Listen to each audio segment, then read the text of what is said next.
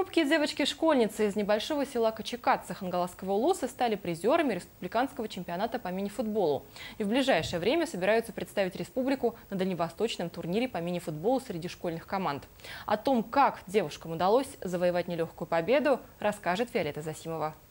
Село Кочекадзе – участник республиканского конкурса «Спортивное село». По утрам здесь можно увидеть бабушек и дедушек, занимающихся скандинавской ходьбой. А вечерами население и старый млад собирается в спортзале школы или местного ДЮСШ, чтобы погонять или покидать мяч. Я здесь работаю совсем недавно, пришел еще осенью. И когда я пришел, меня сразу же дети пригласили сыграть в футбол.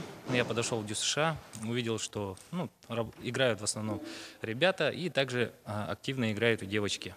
Мне удалось уже на своей, на себе испытать их, мастерство игры. Они очень хорошо даже играют. Команда состоит из 8 девочек разного возраста. Все ученицы среднего звена Кочекадской средней школы.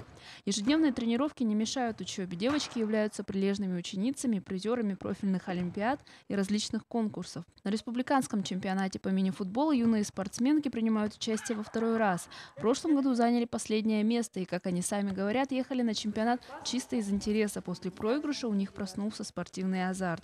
Свой второй шанс они не упустили и завоевали первое место, обыграв команды из Оленёкского и Нерубинского улусов. Нам было просто интересно играть в футбол. Мы каждый вечер приходили в зал и играли с мальчиками. Мне больше всего нравилось футбол с детства. Наверное, поэтому, я не знаю. На дальневосточный турнир по мини-футболу среди школьных команд, проводимом в городе Хабаровск, девочки поедут уже на этой неделе.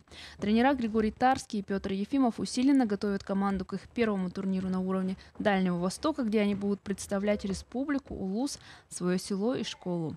Виолетта Засимова, Федор Тарасов, НВК «Саха», Хангаласский улус.